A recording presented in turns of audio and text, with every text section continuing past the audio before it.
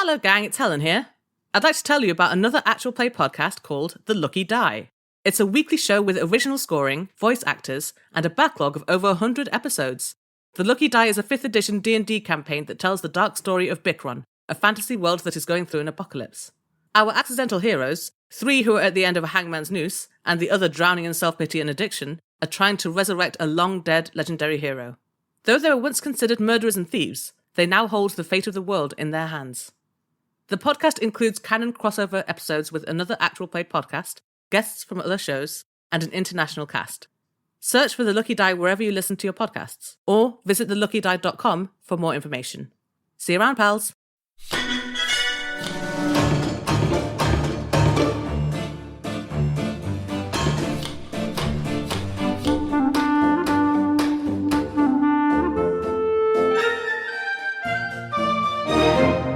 Hello and welcome to episode 172 of the Rustical Gaming Podcast. I'm your host and GM, Alex, and with me today I have... Ben Meredith. Bryn Monroe. Lydia Nicholas. And Helen Gould. And who are you playing? Zolf Smith. Hamid Harun Tahan. Cel Sidebottom. And Azu! I miss their voices now. It's gone to the point where the novelty is gone and I'm just like, no. It's not gone for Ben, he's laughed every time. Well, I no, but it's just when Bryn started, I had a sudden moment of, why is Bryn doing the wrong voice? What is going... Oh, yeah. But Every time. Of like, every what? time. I have to think really hard. I mean, you remember last episode when I kept accidentally slipping into the normal Hamid voice? I just quite like the idea that in Azu's body, even like with that situation, when Hamid gets excited, his sheer force of personality starts pushing the register up here. Aww. So we are going to be picking up.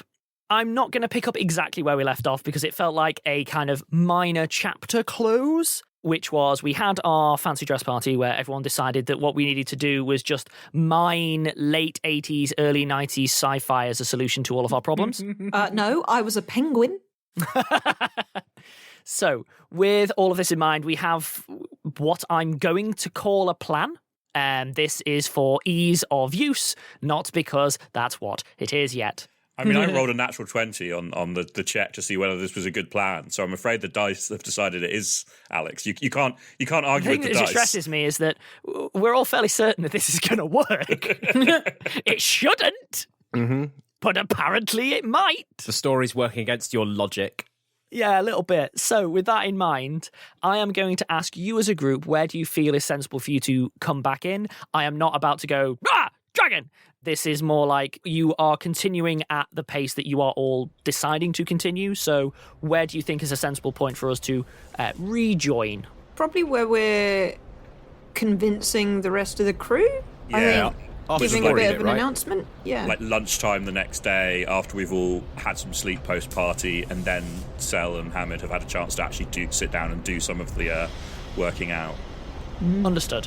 Cool. In that case, then... I did a special but well-calculated post-party hangover breakfast for people. Nice. Ooh. Yeah, very good. In other cases, then, there is one piece of note I would like to make from the party, because he's not had much screen time, bless him, but is a point I'd like to make, which is Sigif inside Hamid's small and swanky body was absolutely tearing it up like a demon the entire time from start to finish. Like, we're talking backflips levels of like, wow, I didn't know Hamid's body had that in it. Like, he's really, really, like, tore up the dance floor. You never would have thought he had it in him, but wow, Sigif is a dancer. That's cool. I mean, we know Hamid is also a good dancer, but I'm glad that someone else enjoyed that experience. Aww. Yeah, this isn't a thing where he was, doing anything particularly, like, dangerous or anything like that, but it just turns out that once you give Sigif a younger body, he's quite the mover. Aww. So, with that in mind, I'm then going to jump ahead to you all deciding, that you're going to be doing this. I'm assuming that you will just go through, like, the standard of the crew are on deck, and I'm assuming that you'll have done the courtesy to tell Captain Earhart, hey, we're going to be saying that we think we have a plan, rather than Earhart just standing there going, I don't know what's happening. Yes, I forgot her.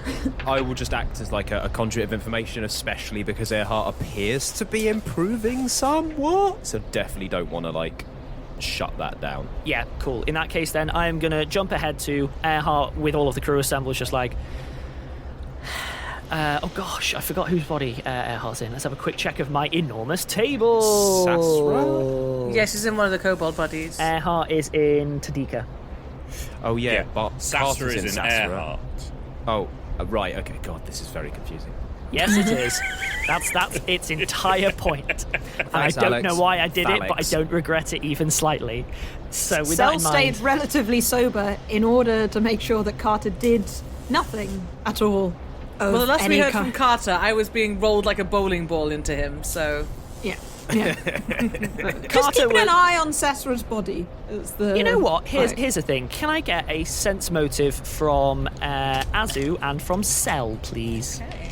Since you're the two most likely to have interacted with this. You didn't ask me because I don't have my dice. Is, Just get my 30. Dice have no place in modern RPGs, Ben. 30 from Azu, just shaking things up with Azu being good at reading people, for a change. 19. Oh, yes. Okay, great. Two things is, one, these are both things that you have noticed about Carter just through that evening. One is you are both at this point able to extrapolate that you genuinely are starting to think that 90% of Carter's problem might be that he really does not know how to entertain himself. The second that there's a party, he stops trying to cause trouble and just starts partying. Okay. It seems a little bit more like you now have enough evidence where it's like what Carter needs. He's like he's the reverse of Zolf's coin, which is Carter needs a project, but the project has to be like. It doesn't have to be something useful, but it has to be something that he can throw his silly amounts of enthusiasm behind. So He wants to be he was busy. basically, yeah, he wants to be busy. He just doesn't want to necessarily be useful. Those are not the same thing. The second thing that you notice is that Relatable. he seems in general to be starting to mellow out just by virtue of there's stuff happening, and you get the impression that for all of his bluster, if things continue to just happen, that might be enough to make him behave. It might just be the most over-the-top version of cabin fever that you've ever seen.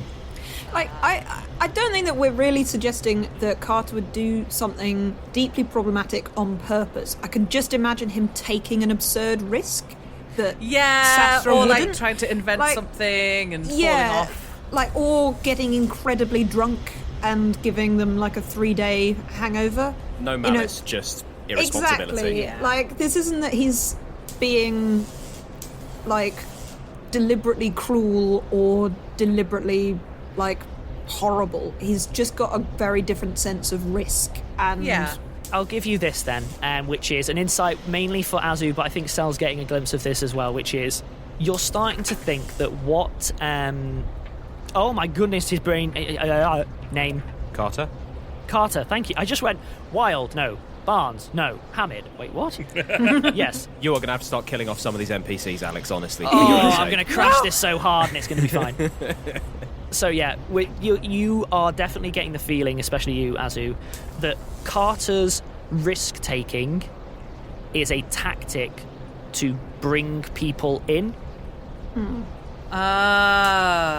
Okay. And that the more Carter is wanting people brought in, the larger a spectacle Carter is going to make in order to do so. But I can't stress enough, this isn't you sort of going, oh look, he's doing a thing, I understand it. This is more like, you've now been in his comparatively close proximity for weeks. Yeah. This is a pattern of behaviour that you are now consciously aware of. Cel, you're just kind of coming to this conclusion. Azu, you are certain that's what it is. Okay. Just something to... piece of flavour to throw out I there. shall mull it over. It's also just occurred to me before you go on. I can't remember if we canonised it last session, but I do definitely give some of my marbles to Sasra, the one who Oh, yeah. we told to just play some You games. didn't tell me how many thousand. yeah, up to their waist, up to their neck. How many handfuls? Again, I've been running the maths. You could start to force this ship to descend, I believe, if you were to tip up your bags of holding, just by virtue of the amount of weight that would suddenly be released onto the vessel. Got some Alice. Love it. Just as a FYI, you actually have a significant amount of weight in your extra-dimensional bag. Don't forget this. I shan't. I certainly shan't. should we say sufficient marbles for literally any possible use Sasra could have? Yeah, we'll say like 2 or 3 big handfuls. Sure. Okay, cool. In that case then, Earhart, having everyone assembled, having forgotten that her hat has a flamingo upon it, is now more or less back to her normal self of dour and a bit severe, and is, right, so, everyone, apparently we have a, option to explore, so, I'm not sure who's going to take the floor, but brain boxes, if you would, please. Cel will begin to explain, and it will not actually transfer information in any useful way to the group. That's funny. I don't know if you want me to role play to the point that you cut them off, but I would start role-playing and see if anyone who on our cast breaks and inevitably tries to help you out.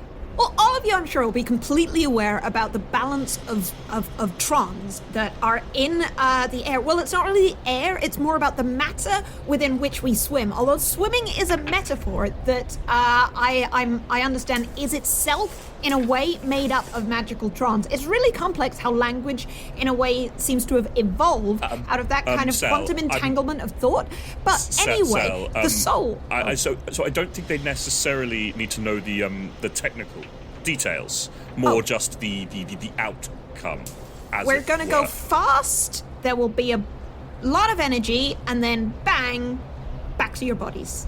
Hopefully. I mean, I think it is important to stress that the wild magic remains a probabilistic process, and we think we're giving ourselves the highest chance to reverse what has happened, but we can't necessarily be certain because, I mean, as Cel was beginning to explain, there are a lot of factors at play, and it's our best option. Yes, I think that's the key point, really. I'm mostly concerned about associated risk.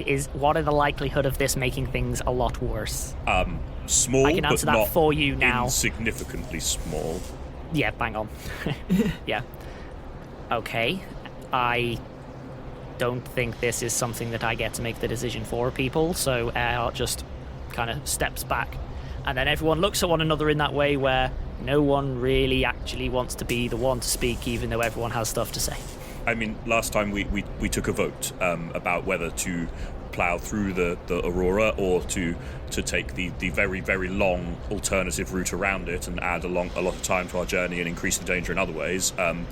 Well, we face a similar choice now. Either we detour a little this time, not quite so big, but we accept that this situation we find ourselves in will continue indefinitely, or we plough into danger and we give ourselves a significant and good chance of reversing what has happened to everyone, but we take on additional risk. So, you know, we do believe that the chances of a reversal are high, but they're not certain, and the chance of nothing happening is also there, and the chance of things getting worse is also there. We have to accept that is the calculation we are playing with.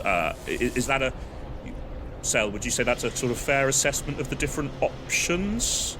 Yes, and like I think those of us who are not in swapped bodies should probably maybe not get a vote, because the effect will probably not impact us so much. But like this is the I mean it's going to be okay. You know, we're gonna do this, and it will almost definitely be okay. We'll fix this. It's going to work this time. Merc, I'm really inside sorry. Barnes' body, raises Barnes' arm a little bit wavily. Yes. Merc takes a moment and looks to a Skrark, who gives a sort of little nod. What extra things need fixing to make happen? Should I roll for that? Yes, please. This is literally just a knowledge engineering for what changes need to be made to actually make your plan happen. Oh my gosh, everything associated with this box. So I rolled a 4, which is a 16. 16. Mm-hmm. Here's what that's giving you. In principle, actually very straightforward. Like, bordering on the trivial, it's the equivalent of, okay, positive to negative, negative to positive instead of negative to negative. Like, it really is like, all of the kit's here, I just need to move it around. However, with that check, you're also aware that you understood the principles when you made this stuff the first time and things went wrong. So you understand that in broad principles, it should be very straightforward. However, you're coming up dry in ways to improve the margin of error, if you see what I mean. Hooray! Nagging uncertainty about whether they will hurt everyone around them. This is correct. Woo! This is a correct analysis of what the situation is. Cel gives Merc a very confident smile and says, like, we actually don't want to change too much, because what we want to do is to reverse the effect that happened previously. So it's not really much work. I just need to make sure that things are reversed. If we add any new gadgets and wasmos, all sorts of things might happen. You know, like yes, we might channel different effects in that case. You might be in your body, but with tentacles. And while I think that would actually be extremely useful, other people might not be so keen. So it's not too much work. Merc gives a sort fine. of especially sage-looking nod in Barnes's face, which is obviously can come across a little bit severe, and all you hear is, okay, no wasmos. I would like to make a sense motive on Cel to see if I can identify that nagging self-doubt, because... Yeah. Okay, I'm going to reiterate, because again, this comes up occasionally. Whenever we're doing opposed roles between players, I will never call them. It can only ever be a player and another player agreeing to it. Yeah, so sure. Just me reiterating that house rule. Well, I mean, is it even worth me rolling? I mean, Cel is projecting great confidence and enthusiasm. There is a moment of hesitation occasionally, which you might pick up on. Yeah, it's basically, are they actively trying to hide it? Yeah. No, they're not. Well, yes, they're trying to hide the uncertainty. Yeah. Cool. In which case, I think I probably should roll, because... Okay. Seems unfair if your Cel's trying to hide it. I'm just like, yeah, but I see through it because I'm a player, haha. Yeah. Okay. Well, whatever it was, I got a 27. Yeah. Well, you know that... Well, Hamid has been saying, we don't know, it's uncertain.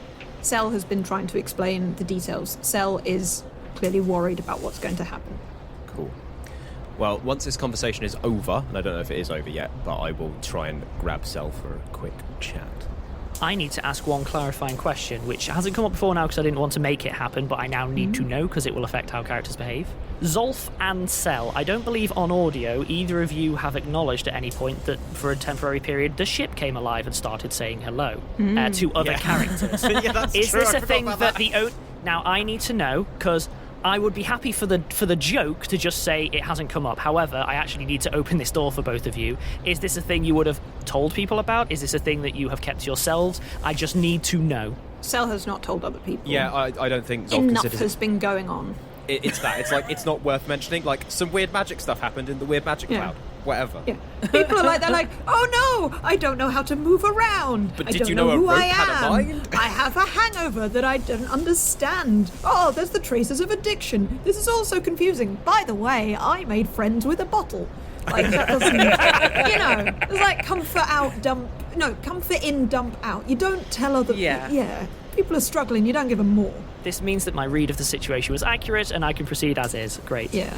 At which point, Earhart again steps in. Well, with this in mind, I think at this point it's worth casting vote. I also think, for what it's worth, it's a sensible decision, and if I can, I'd like to ask anyone who hasn't swapped to abstain. If anyone objects, speak now. No one does. Wild gives a very big sort of like kick back, heels up, arms behind my head. I ain't voting nothing. Nope. Like, it's all good. In that case, eyes. Every single one of the NPCs, apart from Sigif, raises their hands. Sigif looks around and goes, and then really kind of raises his hand. Hamid frowns slightly, but kind of understands, to be honest. He likes that body too. As who has not noticed, she's giving a thumbs up to Kiko. Kiko is giving an enormous thumb. Like, Kiko's trying to give a subtle thumbs up, but has a hand the size of most of the NPCs. So as a result, their kind of little thumb is like, whoomph. But yeah, at which point, Earhart, And the nays? No one speaks up. Finally, things seem to be coming together. I'm going to expect a report from you, Cel, in order to let me know any changes that are going to be made to the ship in case there's any complications. Mr. Smith, this is your project I'd like you to be overseeing. As the rest of you, please maintain your basic watches and so on. Mr. Han, I would actually like a conversation with you in my cabin. Oh, of course, yes. Zolf, just quickly, might be worth heading a couple of degrees further north for a little while. Just increase the chance of encountering a similar level of aurora than this is we exactly did the what other I'd like day. to talk with you about, Mr. Sure. Tahan. Oh, very well. Then Good idea, but I'll hold off until you've had that conversation. belay that. That's the phrase, isn't it? Belay that. That is belayed, yes. Very belayed, Hamid. Thank you, Zolf. Very We're all so belayed is the proud. best response I've ever heard. In which case, then, am I okay to jump to the interior of Cel's Yes. cabin? Do you mean airpods? Oh, God, yes, sorry. The interior of... Well, Cel built it. Yeah. It's all To the in- sell the ship. To the interior of Earhart's cabin, sorry. Mr. Tahan, if you'd take a seat. Oh, yes, of course, Captain. I've brought you in here for a couple of reasons. I would ask that everything that is said within these walls is held in the strictest confidence. Of course, Captain. If that's yes. Very well. I believe I owe you specifically an apology. I've been unprofessional in my conduct in dealing with my navigator, and as a result, I owe you an apology for that. Well, thank you, Captain. But I mean, you've had an extraordinarily traumatic experience, and let's just say I understand how such experiences can affect a person in ways they didn't anticipate or wish them to. And well, I thank you. Yes. Excellent. In that case, then, I'm going to jump ahead to the business at hand, which is, I believe you are correct in that we are going to need to a degree, hunt towards the Borealis in order to make this happen. There is one additional thing I would like you to assist me in. Of course, Captain. We both know that we are moving beyond the edges of the map. Oh, yes, very much so. I would greatly appreciate it if you could project an air of confidence about what is to come, even if that might be exaggerated.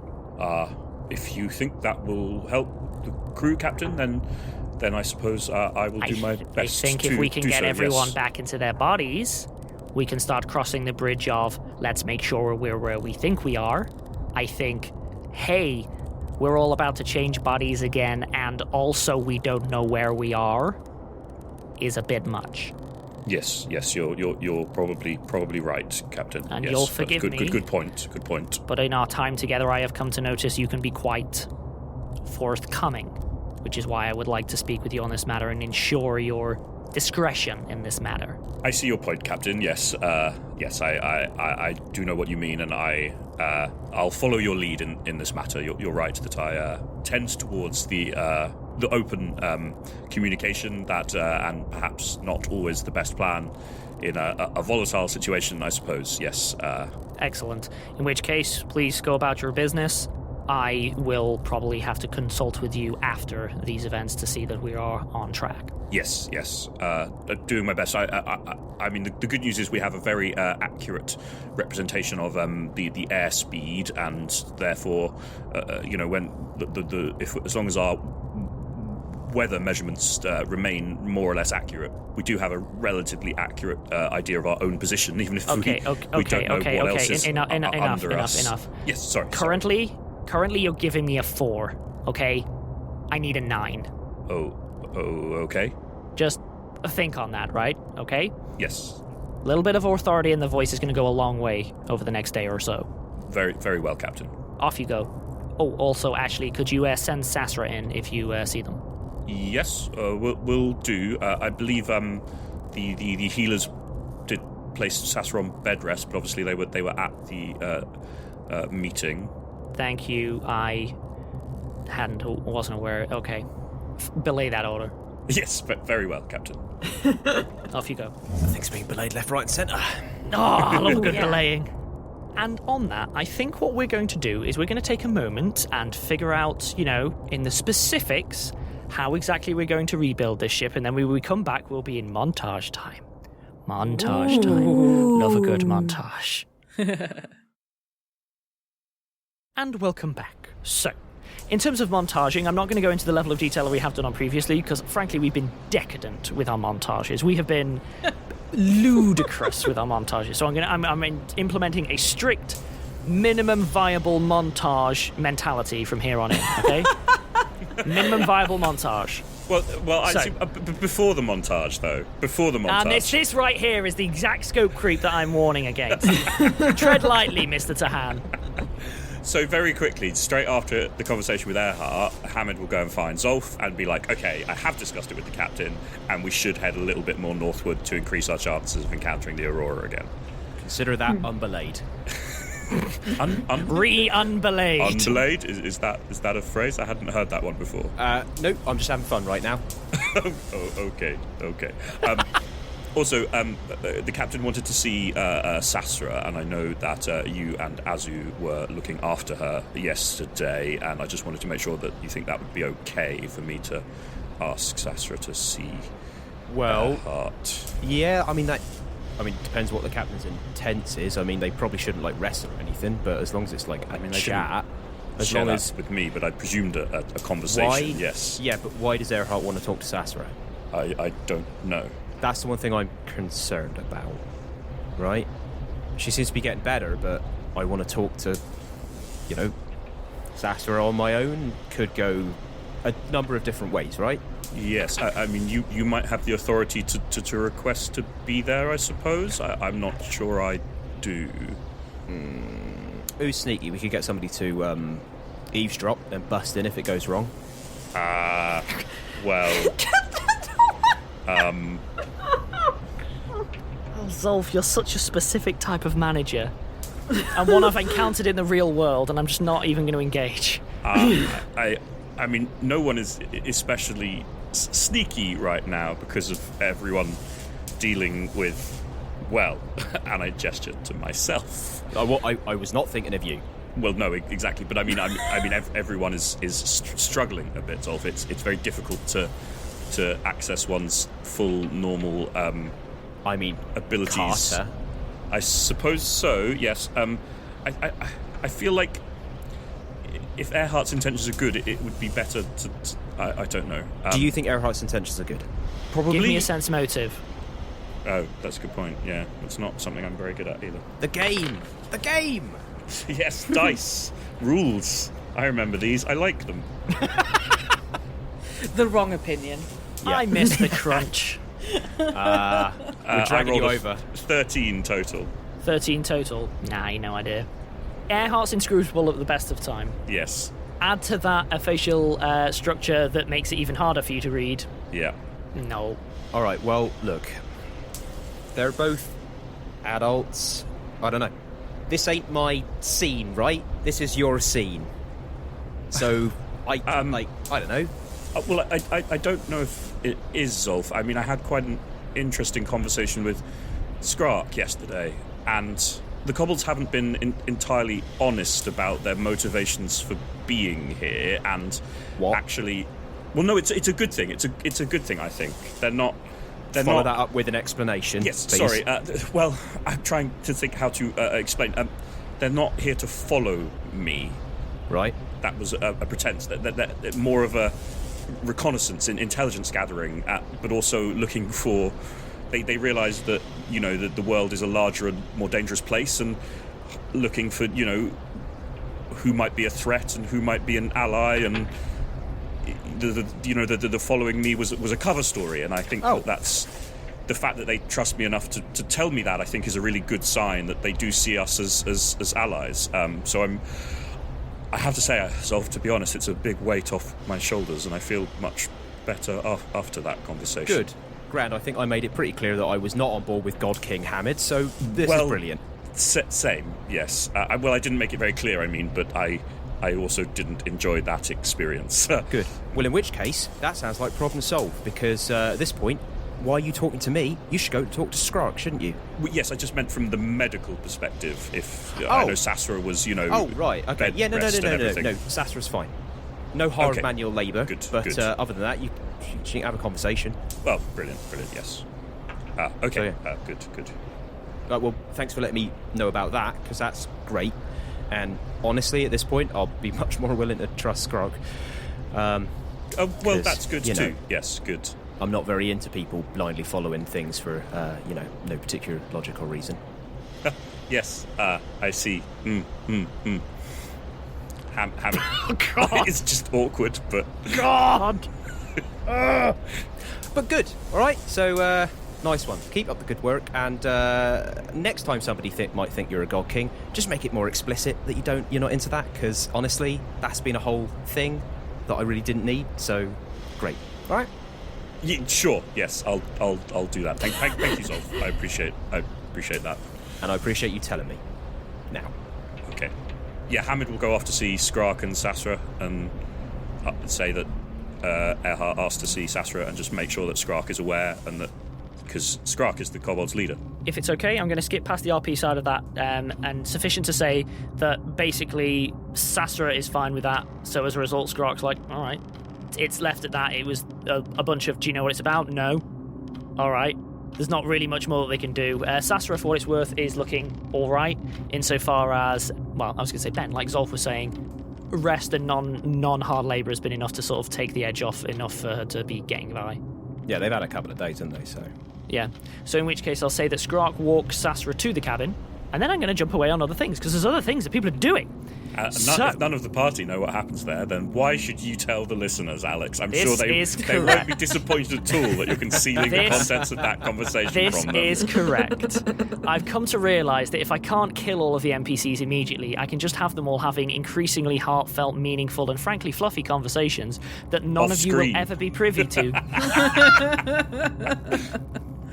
Well, I have to devise these ways of punishing people for being lovely, and this will work, I think. I am going to need because it's Pathfinder, disable device, please, to disable and reinvent your own device cell. Okay. Assistance from Skrark? Hamid, I would like you to take an Arcana check. Sure. And I will allow... no, it wouldn't be Skrark, would it? It'd be... hang on, let me check. On a technical level, Skrark is the next most proficient person in disable device. Yeah, let's make it Skrark. It would be Skrark. So Hamid, Arcana, and Skrark, disable device, assisting Cel. And Cel's doing disable device? Yes. Okay. I am factoring in the fact that you smashed a couple of knowledge engineerings in order to come up with the initial plan. This is mostly to find out if you, drop a hammer and don't realise, stuff like that. Okay, these glittery dice are quite hard to read, so I thought for a second that I'd rolled a 1, but I did not. I did not. Boo. I rolled a 6, which means 22. Nice. Hamid gets 33 on Arcana, and Skrark gets 22 on disable device. So that's an assist as well. Excellent. Okay, cool. We might get through this, people. I'm not gonna go full montage because it won't be necessary. Cel, you have a moment of awkward doubt because it's really straightforward. This is a case of, did I just get my maths wrong the first time? I think I just got a decimal place wrong. I'm gonna check again. You check again. Cool. I'm going to check again. It's fine. It's very deceptively straightforward. Hamid, from your knowledge arcana as well on the theoretical side, you're like, look, sometimes you can get 99% of the way to... You can get all of the working right and still get the wrong answer type thing. Yeah. You're just like, you were clearly this close the first time around, and you just managed to sort of scuff around it. And I realise that the goals are different, but it's I would say both of you are way more confident that you have an idea of what's going to happen this time than you were going in last time. Last time was a bit of a scramble. Last time was a series of terrible rolls, and this has been mostly okay rolls. So this is in a quite a sensible one. If not a few good ones. So with that in mind, then, I am fine to basically just say that this work proceeds easily with whatever resources from other NPCs that you need sort of doing the work and so on. And I would say at that point, if anyone wishes to insert any scenes prior to me basically jumping ahead to giving this thing a run, people need to let me know. I obviously, when we get to the giving this thing a run stage, I'm going to be like, cool, so who's driving again? Who's the backup? Blah, blah, blah, blah, blah. But before that, are there any other scenes, last chance for anything short, tight, interesting? After the works, does Cel seem a lot more confident and happy? Yes, I Fine. would say. Then that conversation isn't necessary. Yeah. I would like Azu to approach Carter now that she's figured out his deal. Okay.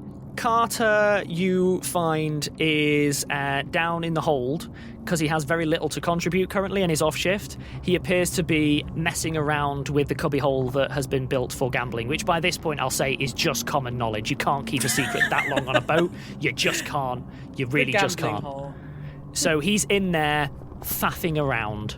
In fact, give me a perception check. Okay, right. 15. 15. Nah, that's enough. He's setting up a cheat. A cheat? As in, like, he's alone in there and he's, like, lifting some felt that's been laid down and slipping some cards under, and he's literally just, he's setting up as to cheat. Oh, you're not making this easy. Okay, all right. Azu says, knock, knock. Alex has to remember which body Carter's in. Nathan. No. Me? Nathan. Yes, Nathan. Yeah, Nathan and Carter are the only direct swap, I think. Yeah. So Carter's there, gives a big jump, like, hello. Hey, Azu. Hello. I thought maybe you would be interested in a new hobby or something, because... Right. I mean, Carter is just looking at you utterly blank. Carter has no idea where you're going with this. Right. That's fine. Is it like... Wait, no, hang on. Is this like... I think you should have a new hobby, like sitting quietly in the corner wearing these handcuffs, because I can just skip to the no, and I reckon I can outrun you. Well, you... if I was in my old... maybe. Carter's backing away deeper into the gambling hole, ready to bolt. Okay, no, I don't even have my manacles with me. So you do have manacles, then? Yeah, suggesting that usually Azu would have them. It's in her paladin's kit. Azu realizes the danger, and Azu sort of goes, look, I got these in Hirosura, and I thought maybe you would like to look. And she's going to hand him a pack of fortune-telling cards. Right, what are they? Oh, hang on.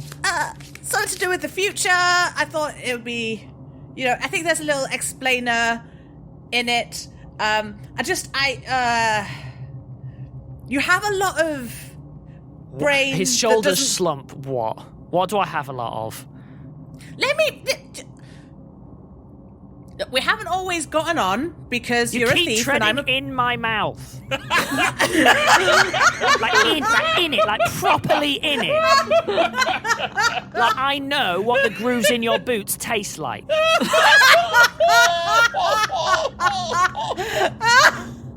Just laying that out there. Tread carefully because you tread on my teeth.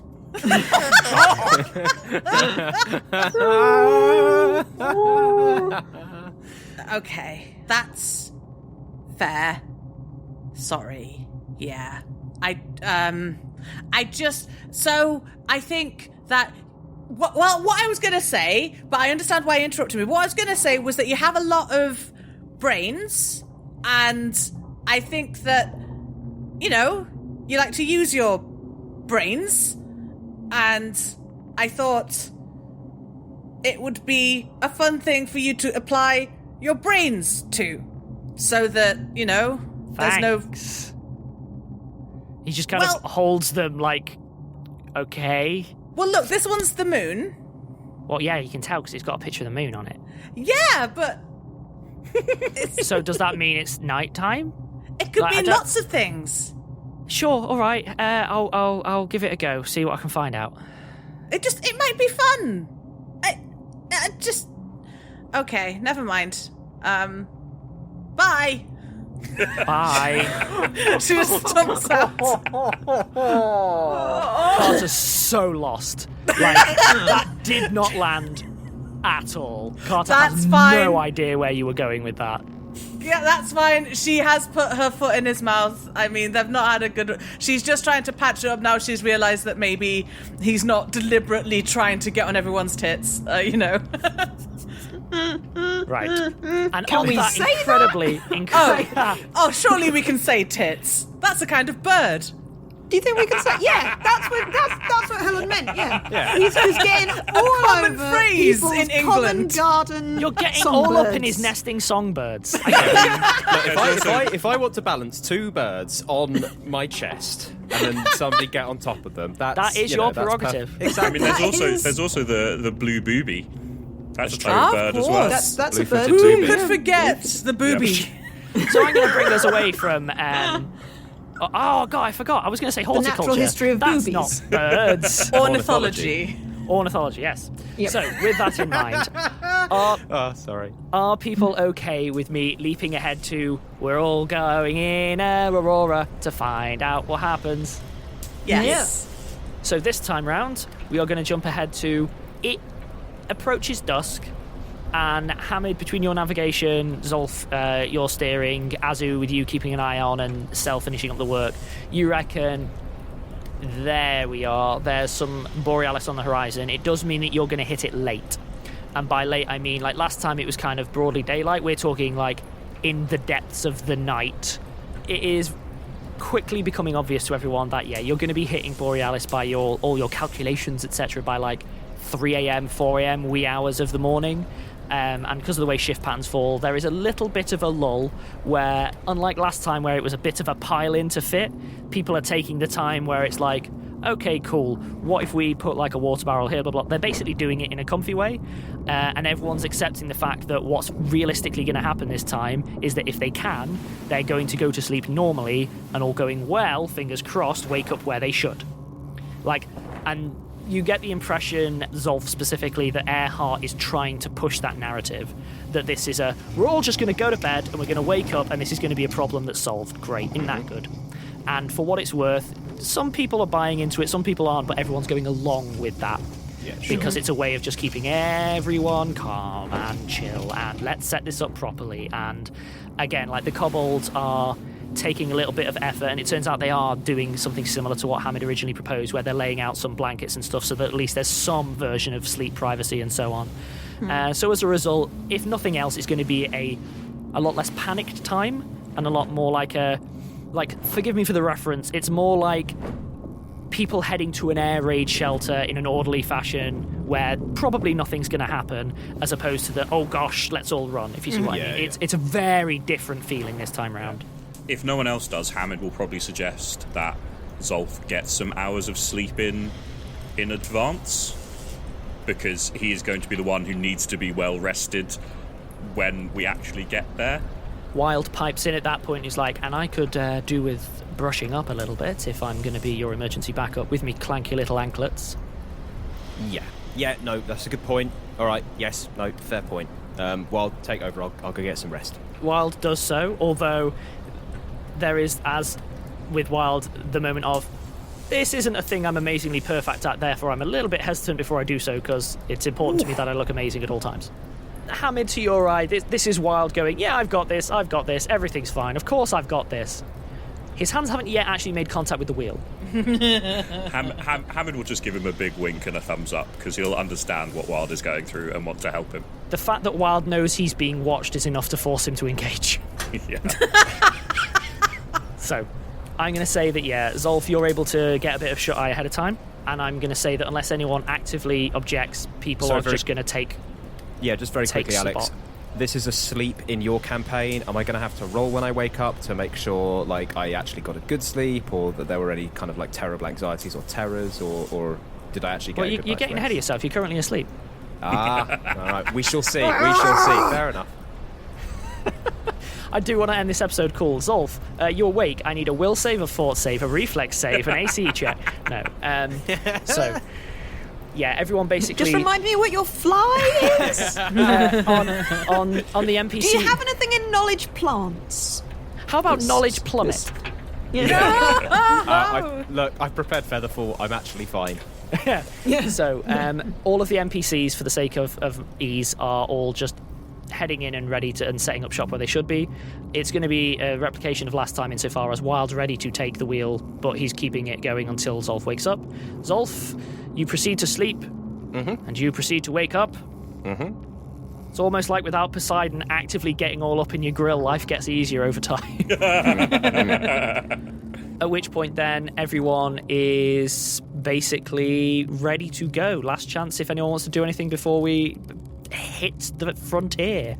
Cel will, like, as everyone else is in the room, and Zolf is preparing to go upstairs, Cel will, like, go up to catch them, to catch Zolf, basically, as he's about to kind of go up the steps. I'm just like, good luck, Zolf. I, see you on the other side? Yeah. And just gives them a big hug. And it's quite a trembly one. I will return the hug with, like, a pat on the back. Yeah, like a upward pat on the back. Check your heights for a moment, but yeah, that works. Yeah. No, look, Cel, it'll be fine. We've got the best possible chance with the people that we've got. We've done everything we can. So, it's good. Yeah, and it's what we've done is probably enough. Yeah. It's probably enough. And I'll after the hug breaks, sort of like reach up to your sort of bicep, just give it a squeeze and say, I'm sorry you've had to bear the weight here. So thank you. Oh, thank you, Zolf. Thank you. Just gotta puts on the cheery face. Just gotta see you tomorrow. See you on the other side. Yeah. And that feels like a Heads off. sensible place to end an episode. I'm sure everything's fine. I want you to know, I did briefly explore the option of adding the ship as as an option for people to body swap into, and decided no, enough's enough. Enough's enough. But I want you to know that for a brief period, that was on the cards.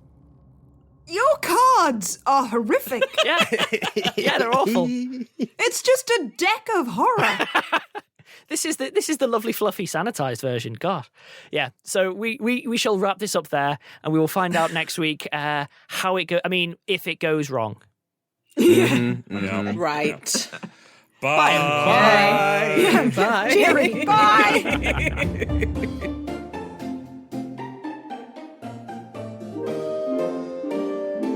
Rusty Quill Gaming is a podcast distributed by Rusty Quill and licensed under a Creative Commons Attribution Non-Commercial Share-alike 4.0 international license. Today's episode was directed by Alexander J. Newell and produced by Hannah Preisinger. To subscribe, buy merchandise, or join our Patreon, visit rustyquill.com. Rate and review us online, tweet us at The Rusty Quill, visit us on Facebook, or email us via mail@rustyquill.com. Join our community on the Discord or via Reddit at r/rustyquill. Thanks for listening.